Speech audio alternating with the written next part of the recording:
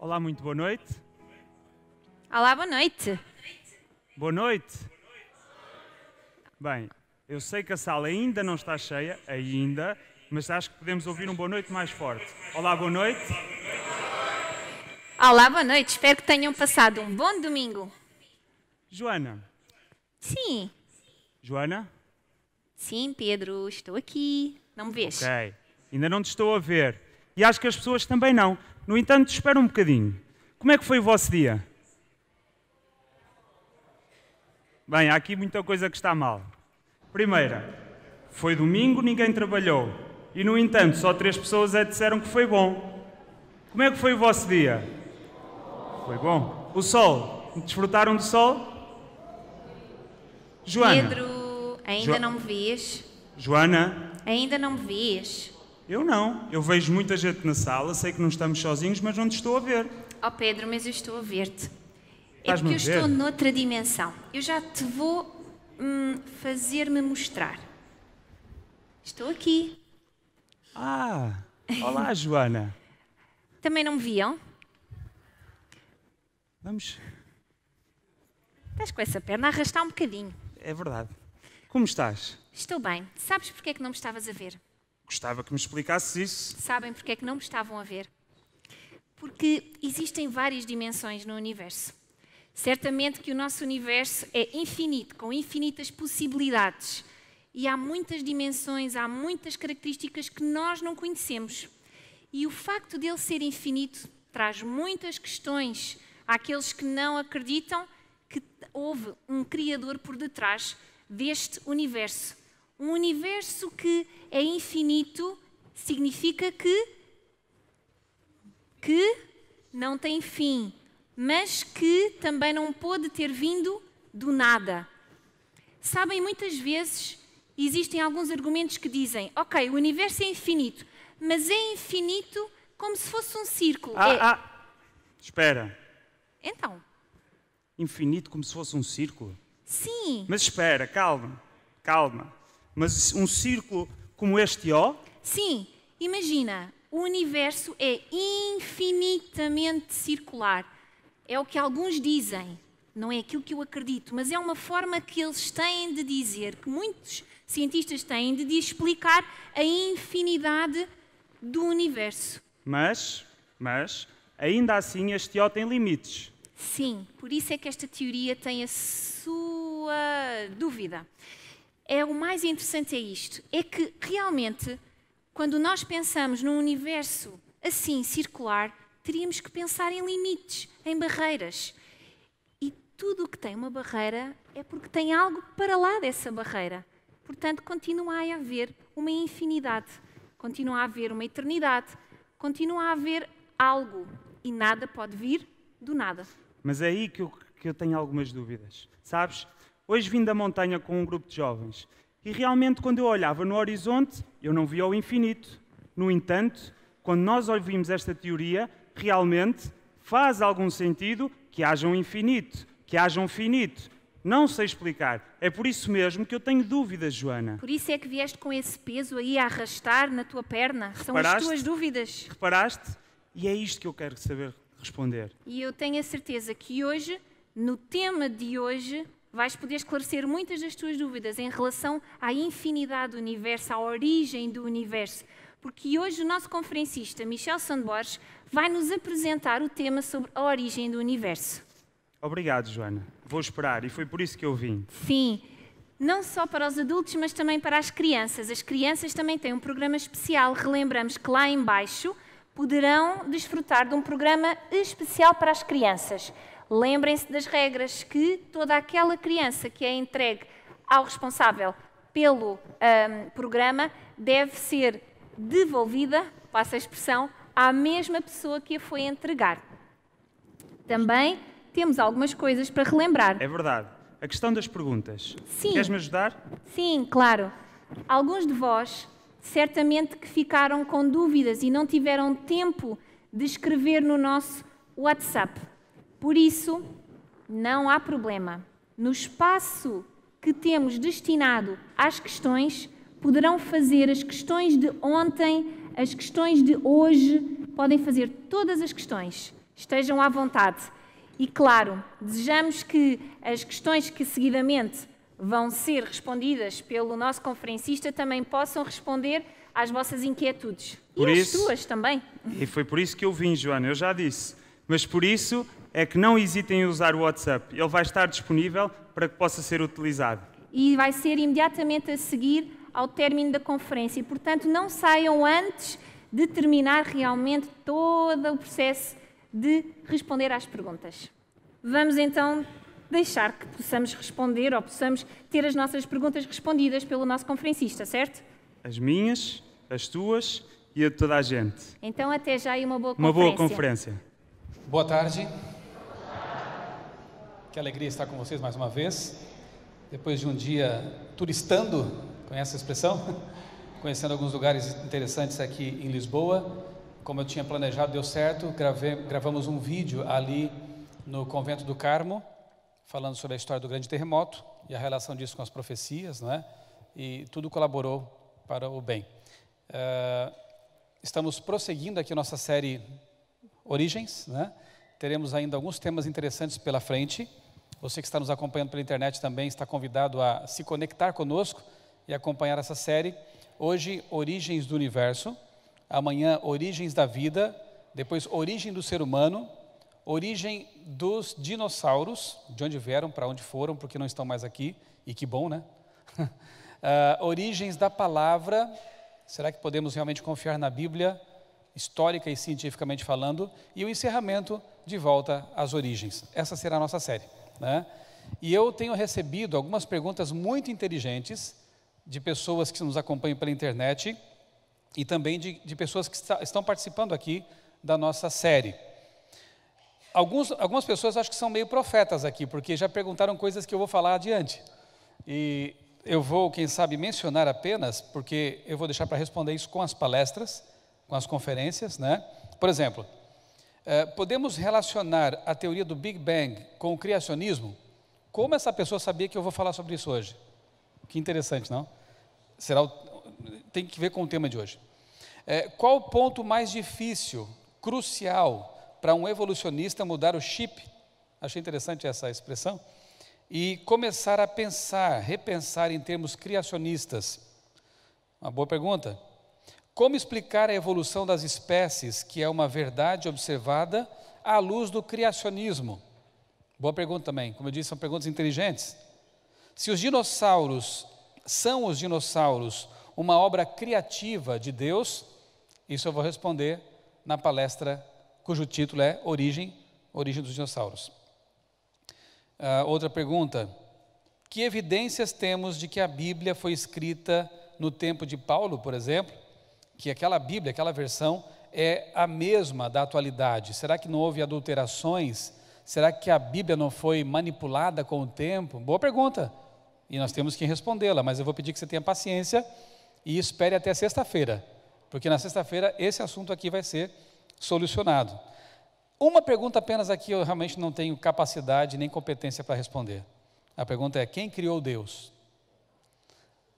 Eu acho que hoje nós vamos tocar de leve nessa questão, mas não teremos como respondê-la realmente, porque extrapola os nossos limites, né? Eu vou ficar com uma pergunta apenas aqui, porque talvez eu não tenha tempo de respondê-la até o fim da série, que é a seguinte: como explicar a evolução das espécies, que é uma verdade observada, à luz do criacionismo? Boa pergunta, porque aqui a gente pode esclarecer alguns mal-entendidos. Por exemplo, o criacionista não despreza de todo o pacote, né, todo o conteúdo daquilo que os evolucionistas ensinam. Por exemplo, seleção natural. Isso é um fato. É observável na natureza, né? Eu estive, por exemplo, há 2 anos nas Ilhas Galápagos, lá por onde Darwin passou, né? E ali estivemos pesquisando, estudando alguns assuntos por onde Darwin passou. E eu percebi de fato que de uma ilha para outra, ali no arquipélago, há uma certa variação entre os tentilhões, aqueles passarinhos que no Brasil chamamos de pardais, né? Lá, ou finches, né? Lá nas Ilhas Galápagos são chamados de tentilhões. De fato, numa ilha, por exemplo, na ilha de Isabela, onde tem um vulcão, nós subimos aquele vulcão, os tentilhões têm um bico um pouco mais comprido, por exemplo. Já na ilha de Baltra, eles têm o bico mais curto, mas a plumagem um pouco diferente. Só que são todos tentilhões. Esse é o detalhe. As iguanas de Galápagos ali desenvolveram, algumas delas, a espécie preta, a iguana negra, ela desenvolveu uma habilidade de mergulhar e se alimentar de algas. Mas são iguanas. O comportamento mudou, talvez tiveram algumas mutações ali, favoráveis ou não, e houve alguma modificação limitada, adaptações, variação. Mesmo a espécie humana, a raça humana, não é assim? Não temos tantas cores, tantos formatos, não é? Nós viemos de um único casal e, no entanto, tivemos uma certa variação, adaptações a ambientes diferenciados. Então, o criacionista não despreza de todo o darwinismo. Existem, sim, detalhes que são científicos no modelo. Agora, a gente não aceita aquilo que no modelo não tem que ver com ciência e é apenas, talvez, uma filosofia. Por exemplo, a ideia da macroevolução ou mega-evolução. Aquela ideia de que toda a biodiversidade existente no planeta teria provido, né, de um único ser ancestral comum. Cadê esse ser? Qual foi? Como pesquisar isso? Não tem como. Afinal de contas, ninguém poderia estar lá há bilhões de anos para verificar se as coisas foram assim mesmo. E o método científico depende de observação.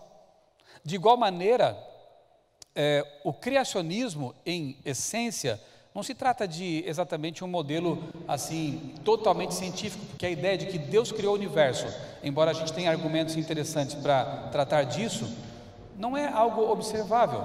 Ou alguém pode voltar no tempo, quem sabe aí há alguns bilhões de anos, ou no caso da vida na Terra, 6, 7, 10 mil anos, e ver como foi de fato. Percebem? Então, ambos os modelos, criacionismo e evolucionismo, eles se valem do método científico, mas também trazem ali um componente que tem que ver com a fé.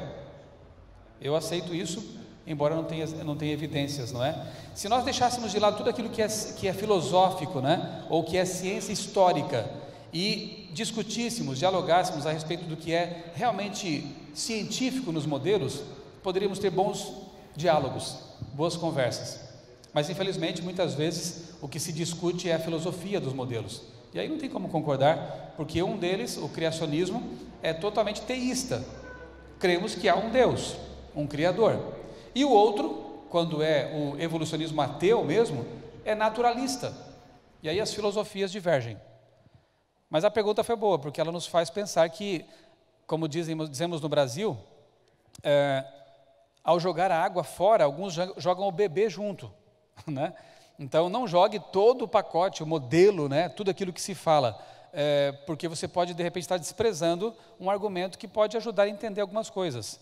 Mas isso tem que ver com aquilo que alguns chamam de microevolução, e não necessariamente a macroevolução. Tá bem? Acho que ficamos por hoje com essa.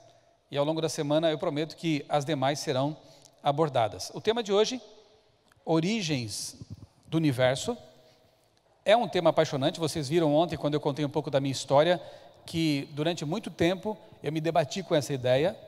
Quando era um evolucionista, eu confesso que eu não encontrava realmente formas de conciliar aquilo que eu havia aprendido nos livros de ficção científica, nas revistas que eu lia, com o que eu observava do universo, né? E há um livro, acho que é só dar um clique para iniciar, daí depois eu prossigo aqui, né? Pronto. De um físico chamado Richard Panek. Nesse livro, o autor diz que tudo o que nós conhecemos do universo se resume a apenas 4%. E eu ainda acho que ele é bem otimista, né? Porque o universo, como disseram aqui nossos apresentadores, é vastíssimo, é muito grande. E a nossa forma de observá-lo é bastante limitada ainda, né? Então, 4% talvez seja bastante otimista realmente, né? Mas ainda assim, esse pouco que nós conseguimos sondar e observar nos revela coisas bastante interessantes. Quero começar com apenas alguns textos bíblicos, como por exemplo, o primeiro deles, o começo da Bíblia, né? No princípio criou Deus os céus e a terra. É interessante perceber que a Bíblia não tem assim uma finalidade apologética. Os autores não querem provar que Deus existe. Você percebe? Eles já chegam afirmando que isso é um fato. Para os autores bíblicos isso não era discutido. Aliás, durante muito tempo na história humana isso não foi discutido. Até realmente a época do iluminismo, isso era um fato aceito. Se há um projeto, se há um mecanismo, isso pressupõe que haja realmente um designer, um originador de tudo. Mas com o iluminismo, né, vocês conhecem bem a história, aí as coisas começaram a ser questionadas, não é? E a Bíblia também entrou nessa onda de questionamentos, não é? Só que os autores são muito claros. Deus criou o universo. E Apocalipse, começamos com Gênesis, agora vamos saltar para o Apocalipse, termina afirmando algo muito importante. Quando diz assim: vi outro anjo voando pelo meio do céu, tendo um evangelho eterno, que nunca muda, para pregar aos que se assentam sobre a terra, cada nação, tribo, língua e povo, dizendo em grande voz: temei a Deus e dai-lhe glória, pois é chegada a hora do seu juízo. E adorai, que Deus? Qual o Deus que temos que temer e adorar? Aquele que fez o céu, a terra, o mar e as fontes das águas. Se você ficar bem atento ao ler a Bíblia, você percebe que o criacionismo perpassa toda a escritura, de Gênesis ao Apocalipse. A Bíblia começa afirmando que Deus é o Criador e termina dizendo que um povo especial, nos últimos dias, tem que clamar, porque esse anjo aí simboliza um povo, né? Anjos não pregam o evangelho. Então um povo especial tem que levantar a voz e anunciar ao mundo que existe um Deus Criador. E sabe o que é interessante? Quando você estuda, por exemplo, Apocalipse capítulo 3, e ali você encontra, né, as cartas, né, as 7 cartas, em cada uma delas, quando elas são realmente abertas, Jesus se identifica de uma forma diferente, né? Em cada uma delas há uma identificação de Jesus. Quando ele chega a Laodiceia, olha como ele se identifica ali. Ao anjo da igreja em Laodiceia escreve: estas coisas diz o Amém, a testemunha fiel e verdadeira, o princípio da criação de Deus. A palavra princípio no grego é arquê, que significa, na verdade, o agente criador, aquele que originou a criação. É justamente o contrário do que alguns pensam, né? Então ele foi iniciado, Jesus teve criação. Não, ele é o arquê, ele é o que inicia, o agente criador. Não é interessante que ao longo das cartas, Jesus se identifica de uma forma e de outra, mas quando chega na carta que tem que ver com o período final da história, ele diz: eu sou o Criador. Por que será que nesse momento da história, Jesus achou por bem afirmar que ele é o Criador? Porque antes disso nunca se questionou esse fato. Porque até então, eu não falei para vocês, até o iluminismo ali mais ou menos, né, era uma verdade aceita. As pessoas nem tinham tanto acesso à Bíblia, mas tinham uma intuição, tinham uma fé simples que lhes dizia que há um Criador.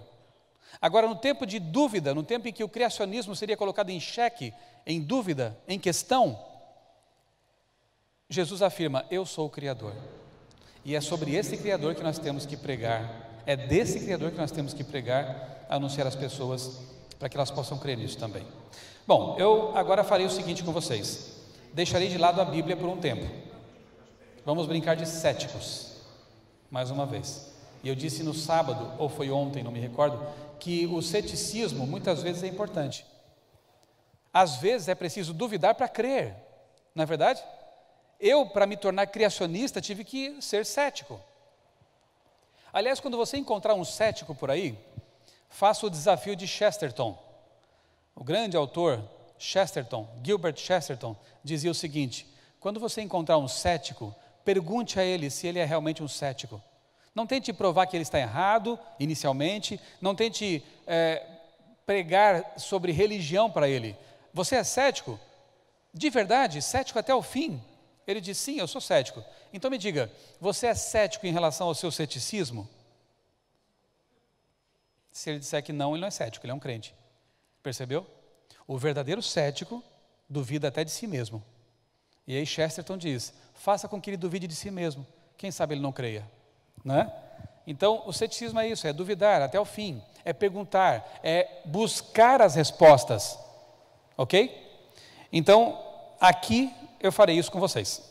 Deixe de lado a Bíblia agora por um tempo e vamos analisar a grande pergunta: Alguém criou o universo passou a existir por interferência de alguém. Vamos usar, quem sabe, aqui a filosofia agora, uma aproximação talvez mais científica para entender esse assunto. E eu vou me valer do famoso argumento cosmológico. Entre outros, né, amanhã veremos o teleológico, mas hoje ficaremos apenas com este. Ele se compõe de 3 premissas que compõem um silogismo. São as seguintes: tudo que teve começo tem uma causa. Me digam, vocês concordam com isso? Tudo que tem um começo teve que ter uma causa? Sim ou não? Sim, né?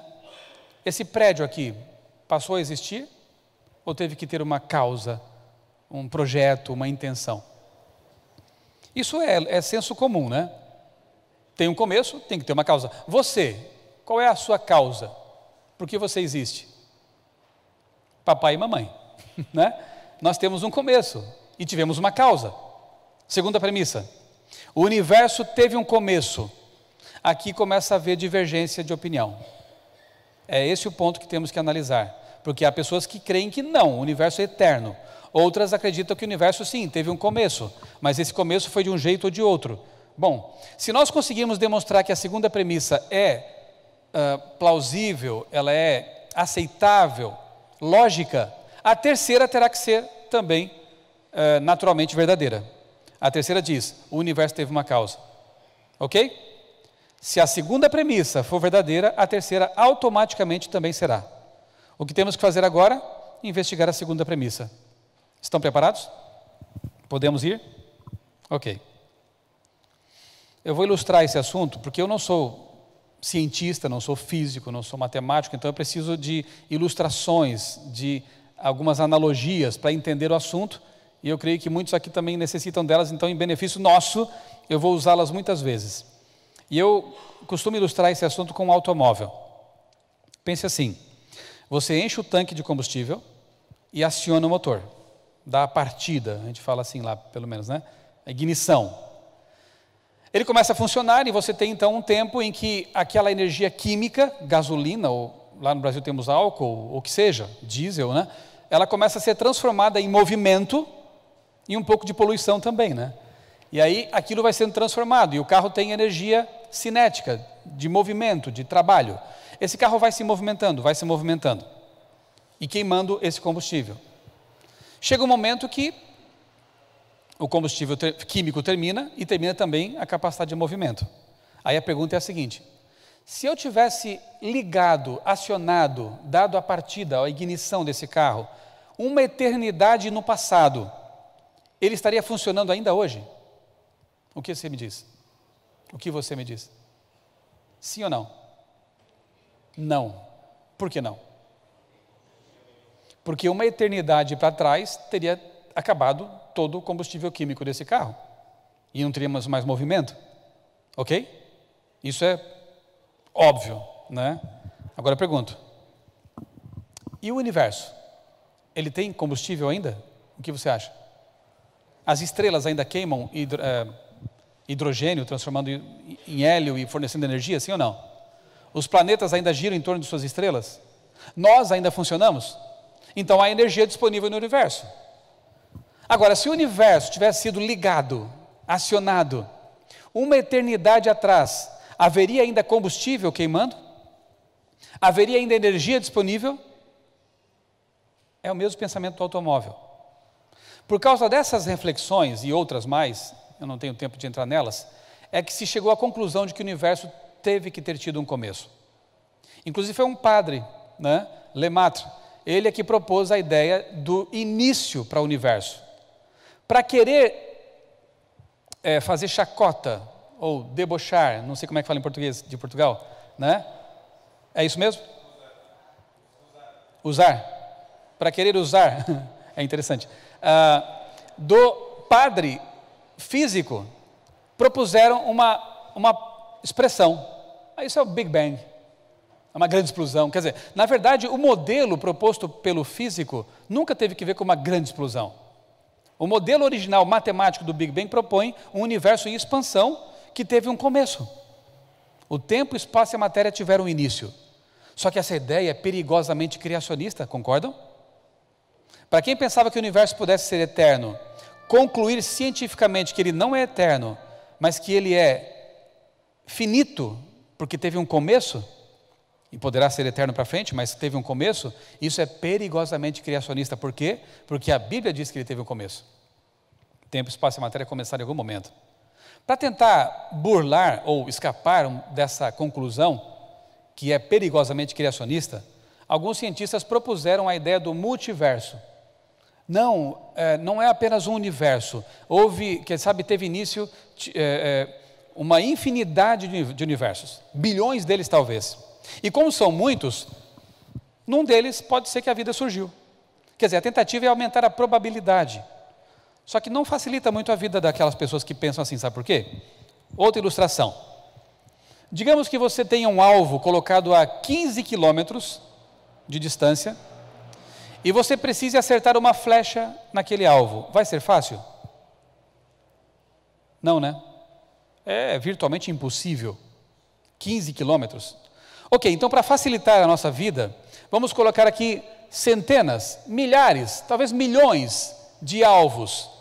E você vai lançar a flecha, mas você tem que acertar aquele mesmo alvo. Facilitou? Nada. A questão continua sendo complicada, porque nós temos que explicar como a vida surgiu neste universo, que é o único ao qual temos acesso. A teoria dos multiversos, dos universos paralelos, é apenas na verdade nem é teoria, é apenas uma hipótese. Não há comprovação científica nenhuma a respeito disso, embora seja um modelo interessante. Só que ela não ajuda a explicar como a vida surgiu aqui, no nosso universo. E ela surgiu em algum momento. E tudo indica que ela teve um começo. E na verdade teve até um cientista, um astrônomo que comentou o seguinte: quando nós concluímos matematicamente que o universo teve um começo, nós nos colocamos numa enrascada. Porque tudo que tem um começo tem que ter uma causa. Aí a pergunta seguinte é: qual foi a causa do universo? Estão arranhando a verdade. Aí começam a enveredar por um caminho interessante. O que causou o universo? Né? Olha só, New Scientist. Porque os físicos não conseguem evitar o evento da criação. Eles calculam, eles trabalham, eles teorizam, mas sempre chegam a uma encruzilhada. Isso tudo teve um começo.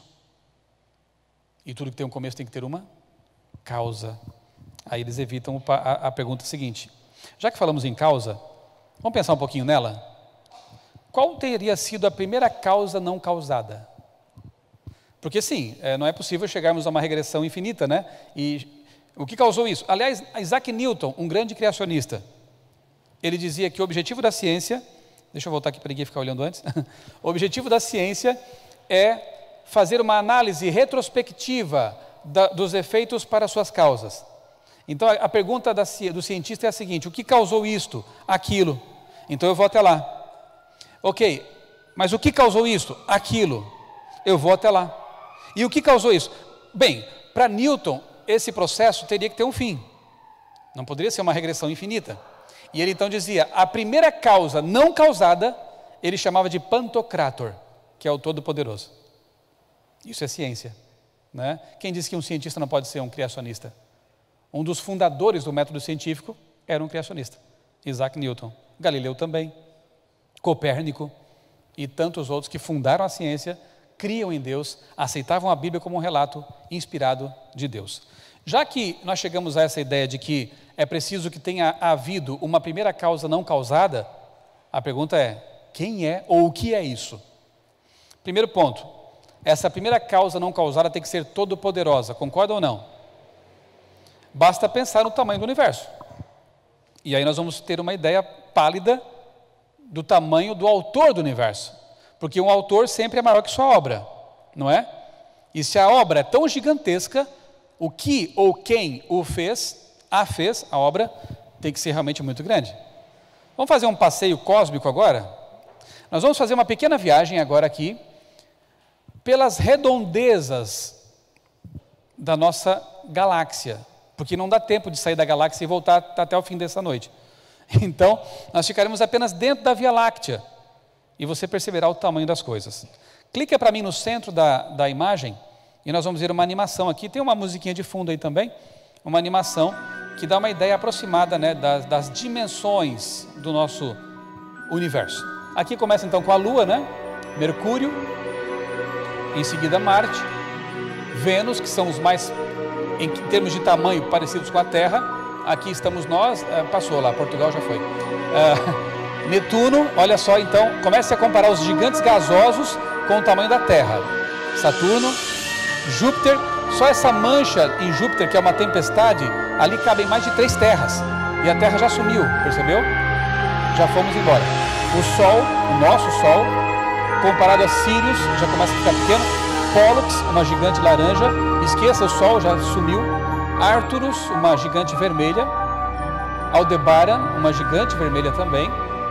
Em seguida temos Rigel, uma super gigante azul. Cadê a Terra? A Pistol Star, uma hiper gigante azul. Antares, uma super gigante vermelha. Aquilo que você achou grande como Aldebaran já sumiu também. A Mussefei, uma super gigante vermelha. E uma das maiores estrelas conhecidas, a Cão Maior, uma hiper gigante vermelha. Agora preste atenção, porque lá em cima nós veremos a Terra aparecer no horizonte, só para compararmos o tamanho dela em comparação com essa estrela. Ali estamos nós. Qual o tamanho do universo? Nem saímos da Via Láctea. A Terra é um grão de poeira no universo. E se a Terra é um grão de poeira, o que somos nós então? Uma bactéria no grão de poeira? Somos muito pequenos, né, em comparação com o universo. Se bem que, se pensarmos bem, a gente está entre o macro e o micro-universo, porque dentro de nós, né, existem trilhões. Eu tenho que aprender a falar como vocês. 1000 bilhões ou 1000 milhões? Eu ainda me confundo um pouco, né? Enfim, muita, assim, enorme quantidade de células, de organelas dentro delas, de bactérias dentro de nós, né? Então, assim, estamos entre o micro e o macro universo. E como eu disse, nem saímos daí, tá? Porque não dá tempo de a gente sair e voltar. A Via Láctea, lá dentro estão essas estrelas e muitos planetas que nós sequer ainda conhecemos. Há um texto que me enche de emoção quando leio, sempre. Salmo 147, verso 4, que diz: Deus conta o número das estrelas, chamando-as todas pelo seu nome. Elas são incontáveis para nós. Se você quiser calcular, alguém aí que é bom em matemática, a Via Láctea tem cerca de 100, 200 bilhões, 1000 milhões, correto? Acertei? De estrelas. E segundo os astrônomos, existem mais de 400 mil milhões de galáxias no universo. Então, quanto dá essa conta fácil aí? Digamos, para arredondar, 100 milhões vezes, 100 mil milhões vezes 100 mil milhões. Quanto dá? Deixa para lá. Esse é o número estimado, se bem que recentemente, eu acho que eu nem coloquei aqui nessa apresentação, refizeram o cálculo e os cientistas disseram o seguinte: é possível que haja 10 vezes mais galáxias do que nós estimávamos. Então pega 100 mil milhões vezes 100 mil milhões vezes 10. E começa a ficar complicado mais ainda, né? Por quê? Esse é o número estimado de estrelas. E sabe-se lá quantos planetas há orbitando essas estrelas? Para nós é incontável. Mas o que diz a Bíblia? Deus conta. Deus conhece cada uma delas. E Ele é tão carinhoso e detalhista que chega ao ponto de dar nomes a esse número incontável de estrelas.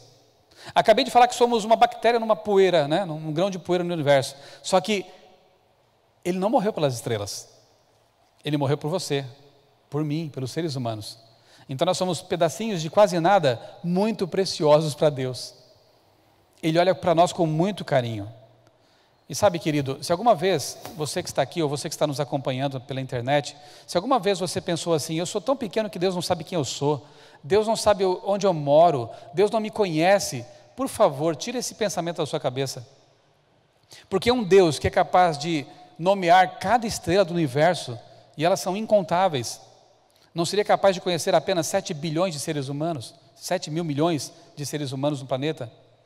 Somos quase nada em comparação com o número de estrelas. Ele conhece cada um de nós. Ele morreu por cada um de nós. E Ele prometeu voltar por causa de cada um de nós. Como é bom saber disso, né? Salmo 147, verso 4. Bem, sabem o que é isso aqui? o que são esses pontos luminosos? Alguns poderiam talvez pensar, são estrelas, só que não. Cada ponto desse é uma galáxia. Uma galáxia. Isso foi tirado pelo telescópio espacial Hubble. Cada ponto desse tem 1.000 milhões de estrelas. Esse é o grupo local de galáxias, ok? E essa imagem, então, seria aquilo que talvez os telescópios mais possantes ainda conseguem alcançar, mas no limite deles. São superaglomerados de galáxias. Cada mancha dessa na tela é um grupo daqueles ali que eu mostrei anteriormente, com centenas, milhares de galáxias. Qual o tamanho do universo? E aí voltamos à questão, né? Veja, esse é outro salmo interessante e muito verdadeiro, totalmente verdadeiro. Os céus proclamam a glória de Deus e o firmamento anuncia as obras de suas mãos. Não é verdade isso? Acabamos de ver como os céus proclamam a grandiosidade da causa primeira não causada. Eu me traí, falei Deus, eu não queria falar já. Queria que a gente fosse ainda avançando um pouco mais nos argumentos sem usar a Bíblia nem a expressão Deus. Então, apaga, voltemos. Primeira causa não causada, concordam comigo que ela é todo poderosa? Tem que ser. Para criar tanta matéria, tanta energia, essa primeira causa tem que ser maior que tudo isso. Segunda questão, tem que ser inteligente, porque essa primeira causa não causada não apenas criou todo o universo, mas criou um universo que funciona, um mecanismo. Então ela tem que ser inteligente, porque ela planejou tudo isso. Não fale o nome dela ainda, tá? Vamos brincar um pouco mais de céticos. E vamos analisar essa questão aqui. Inteligente? Solta para mim esse vídeo, por favor. É algo assim bastante interessante. Nos enche de admiração um trabalho como esse, né? De um ourives, de um fabricante de relógios. Um projeto realmente muito bem elaborado, fino, delicado, para que no fim desse processo todo haja um mecanismo que funciona de forma bem ajustada.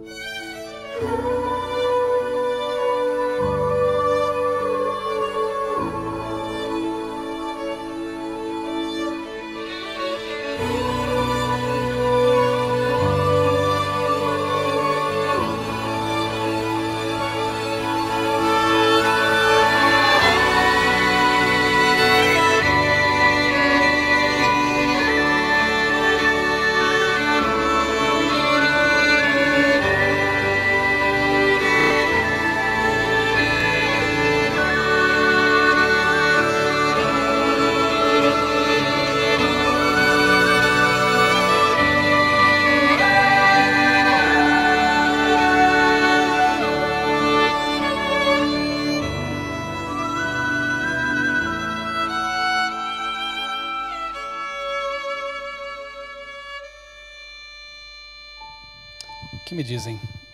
Acaso ou design inteligente? Agora imagine que se você fosse um astronauta e estivesse caminhando na superfície de Marte, ok? Lá está você com a sua roupa especial de astronauta e de repente você tropeça em alguma coisa.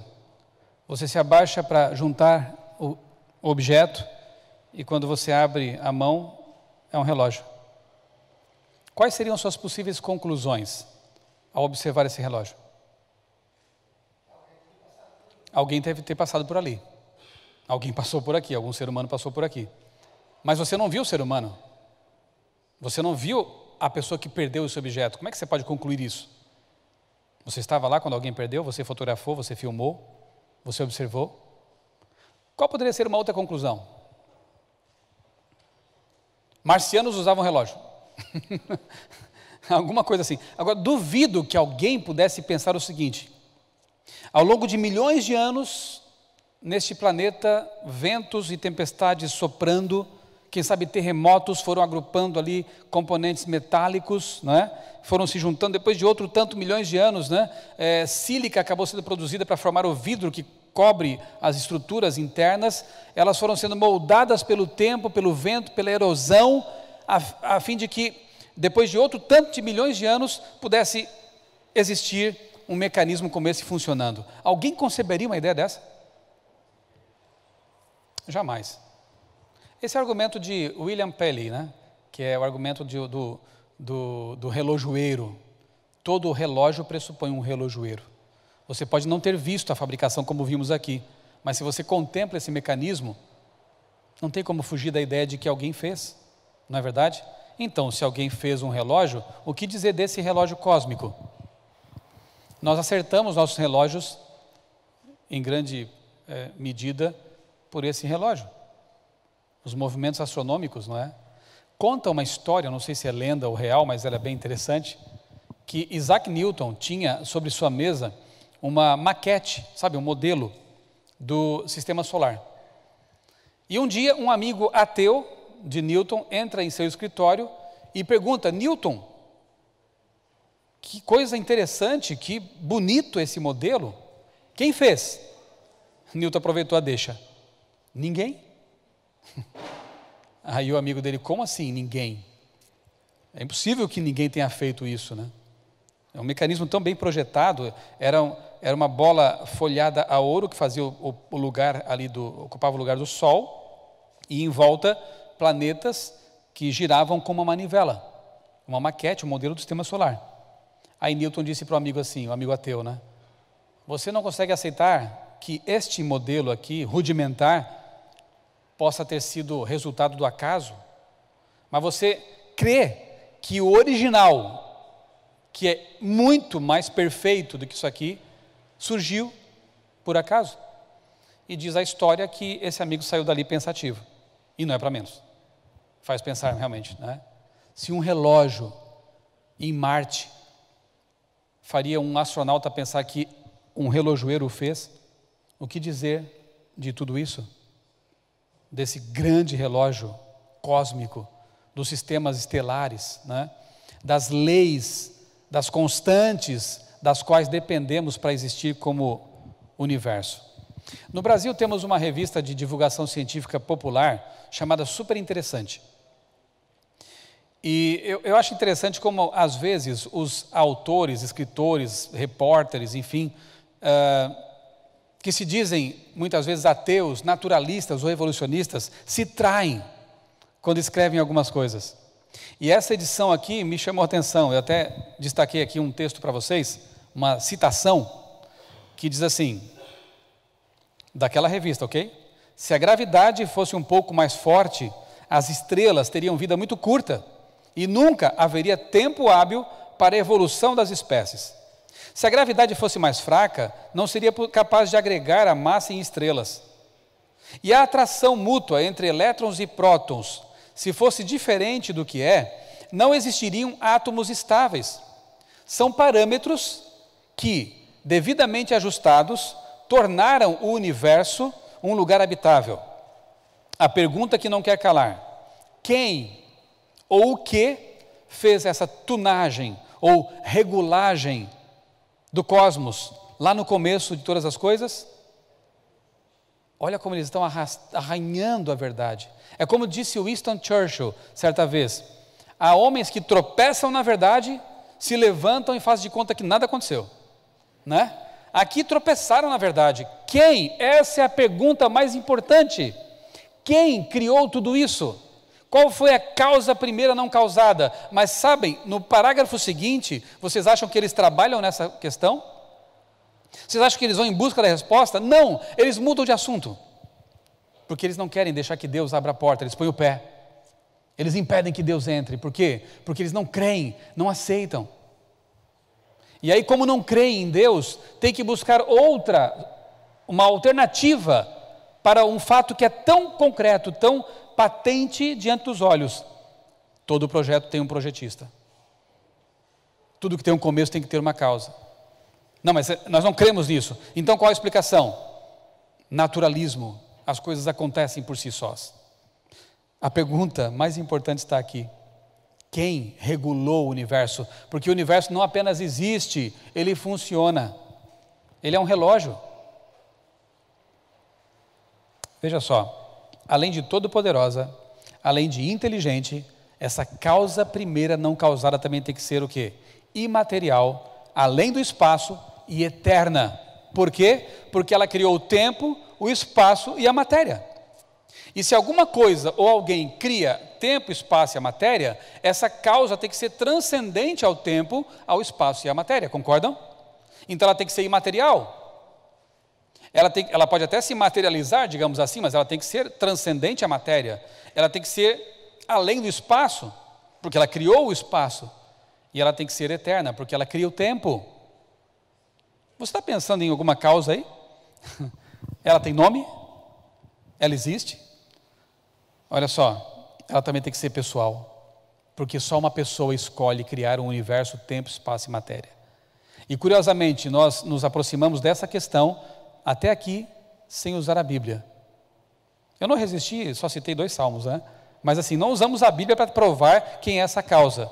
E curiosamente, por esse caminho um pouco mais longo, nós chegamos àquele texto da Bíblia que diz, no princípio, criou Deus.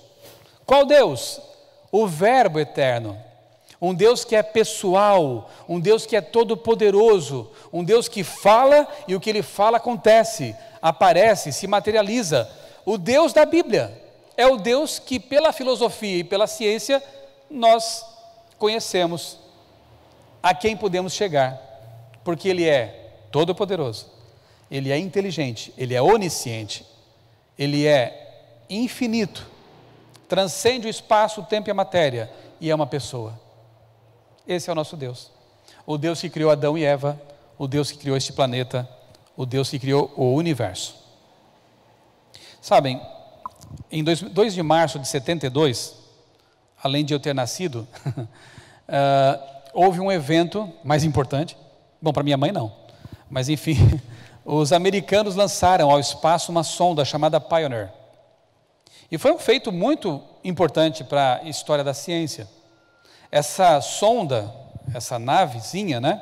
Aí está uma foto, ela enviou fotografias, informações a respeito do sistema solar. Foi o primeiro artefato humano enviado para o espaço e que hoje está além do sistema solar. Ele está longe, já acabou a bateria, enfim, está vagando por aí. Por sugestão de um astrônomo ateu chamado Carl Sagan, foi colocada nessa sonda uma placa de ouro, com umas ilustrações. Está aqui a placa de ouro para vocês verem. A placa continha a representação do hidrogênio, a localização de 14 pulsares, aqui o sistema solar, a Terra, de onde foi lançada a Pioneer, e um casal humano. Isso tudo aqui,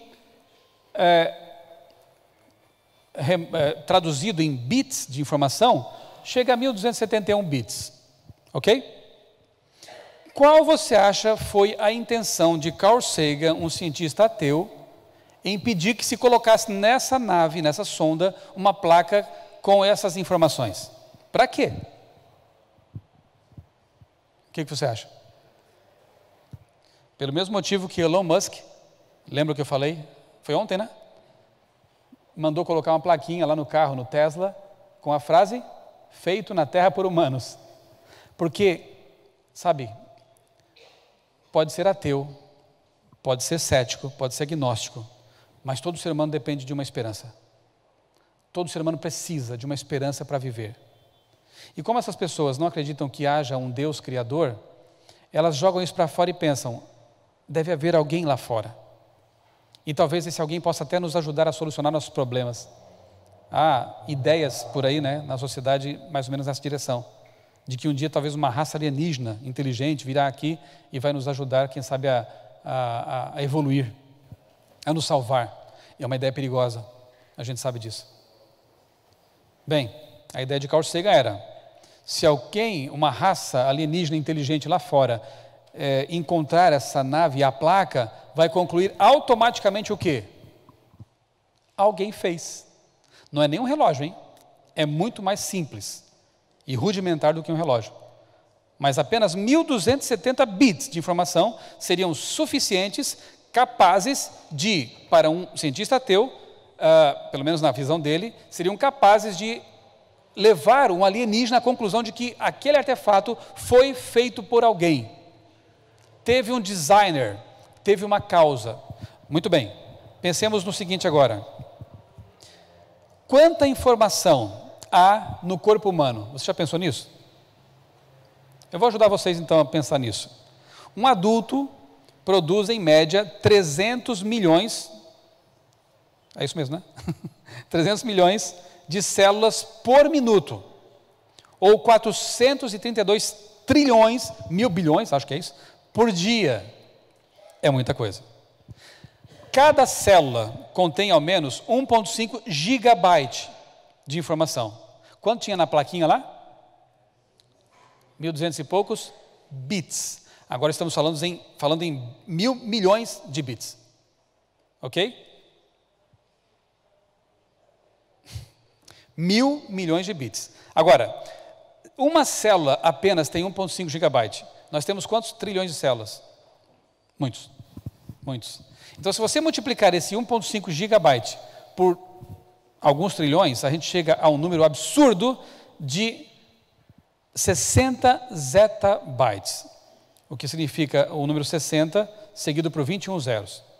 Para ter uma ideia, até o ano 2020, desde que a era da informática começou, toda a informação produzida pela humanidade, sons, vídeos, imagens, textos, vai chegar a cerca de 40 zettabytes. Nós temos dentro de nós, em termos de informação redundante, 60 zettabytes. Aí o que eu não consigo entender é o seguinte: uma placa de ouro com 1.271 bits para Carl Sagan, um cientista ateu, era evidência suficiente de que alguém fez. Mas o que dizer daquele que fez a placa que tem 60 zettabytes de informação redundante em seu corpo? Isso é acaso? Esse não foi criado? É complicado entender nessa forma de pensamento que para mim é muito incoerente, né? Parabéns para aqueles que fizeram a placa, parabéns pela nave criada pelos americanos, mas muito mais palmas merece aquele que fez os americanos, aquele que fez os cientistas capazes de fazer o que fazem. Esse merece toda a honra e toda a glória. Palmas para os seres humanos, mas o louvor ao Criador dos seres humanos, né? Abra sua Bíblia agora, nós vamos concluir com uma história bem interessante de um cientista na Bíblia. Cientista? Não era pescador? Leia comigo. Lucas capítulo 24. Lucas capítulo 24, versos 11 e 12. É muito interessante porque aqui um pescador humilde, quase iletrado, teve a atitude de um cientista de verdade. Só para contextualizar,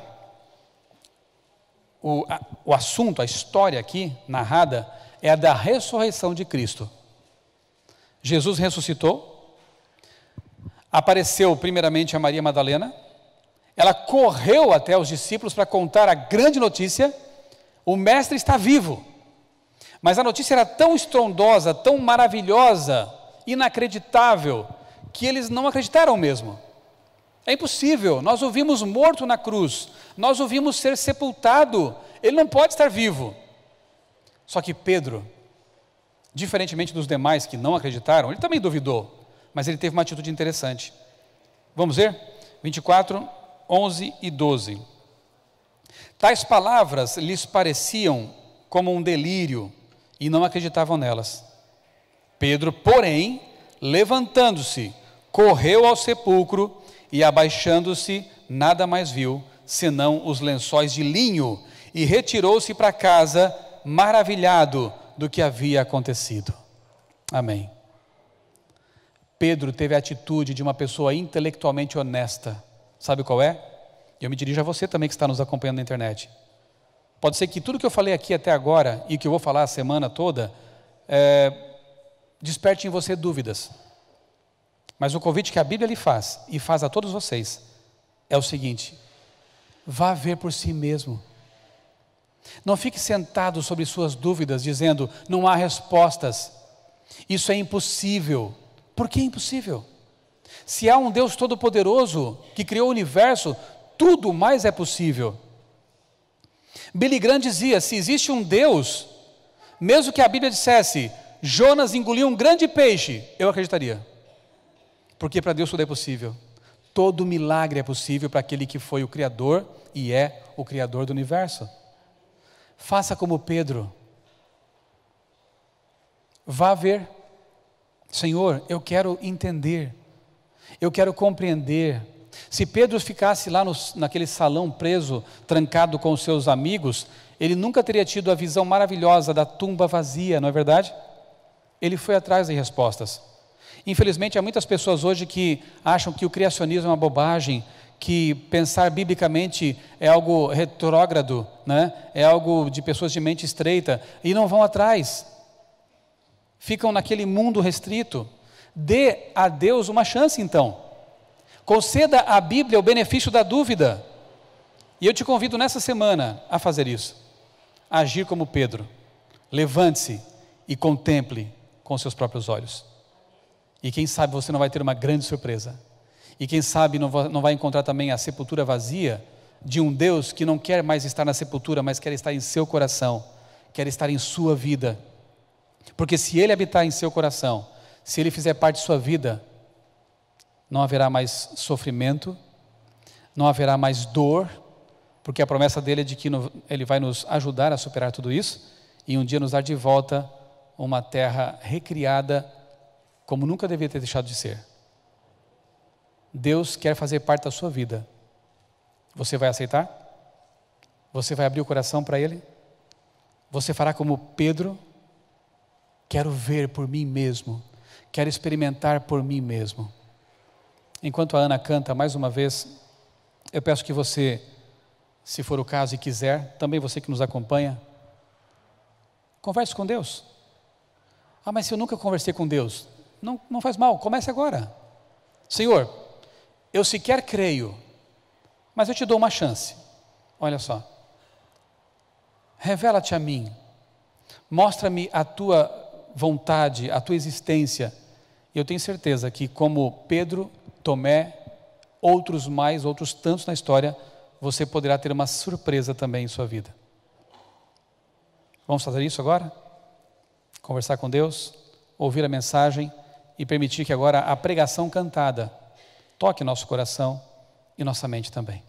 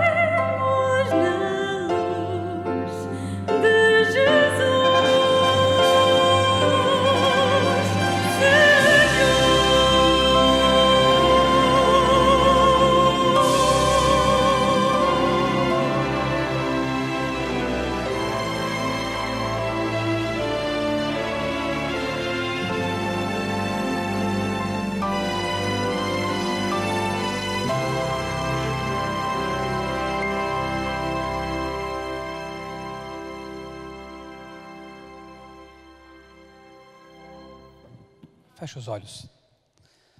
Amado Deus, bondoso Pai, obrigado porque a Tua promessa de que um dia viveremos num mundo onde não mais haverá dor, sofrimento, morte.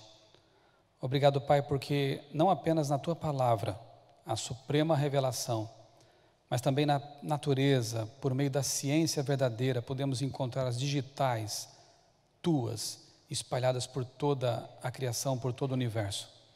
Obrigado, Senhor, porque entendemos pela ciência e pela Bíblia que o universo teve um começo.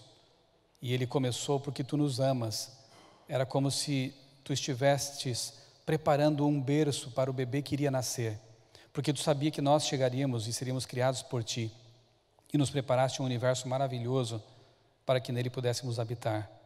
Obrigado, Senhor, porque as estrelas falam do Teu amor. Obrigado porque as flores, tudo o que Tu criaste, revela realmente o Teu carinho, o Teu cuidado. Ó Pai, se há entre nós alguém que duvida, alguém que está enfrentando algum tipo de dúvida em relação a essa verdade, revela-te, ó Deus, a essa pessoa. Se neste momento há alguém nos acompanhando pela internet que tem dúvidas, que tem incertezas, nós sabemos que Tu amas também essa pessoa. Revela-te, ó Pai, a essa pessoa também, para que ela possa Te conhecer, Te louvar e ter paz no coração. Dá-nos, ó Deus, um bom restante de noite abençoado, possamos também andar sempre em Tua presença.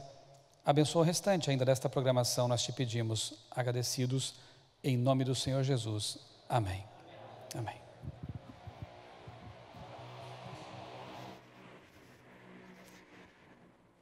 Olá, boa noite outra vez. Agora chegou o momento de nós fazermos as perguntas. Aqueles que ainda não tiveram a oportunidade de o fazer, pedimos por favor que possam guardar o número. O número está a ser projetado. Disponham agora deste momento para fazermos as perguntas.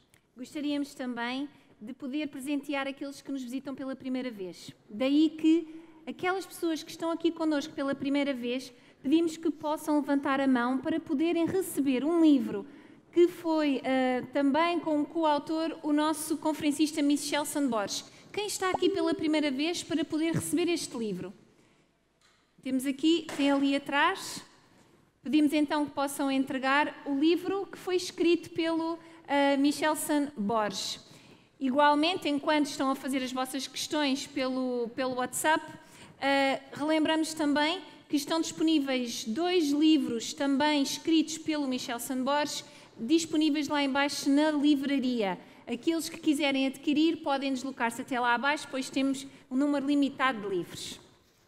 Joana, estou muito curioso com o tema da manhã. Não Sim. sei se reparaste, o meu peso desapareceu. Sim, as tuas dúvidas foram embora. E da mesma forma, tenho algumas dúvidas sobre o tema da manhã. Eu tenho uma questão. Eu nasci há 25 anos e 14 dias. A minha questão é, como é que eu apareci? Ou seja, qual é a origem da vida?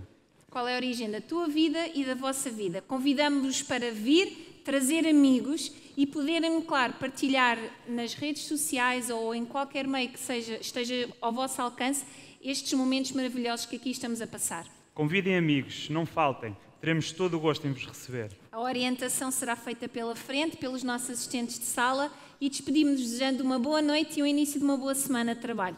Uma boa noite, boa semana. Até amanhã.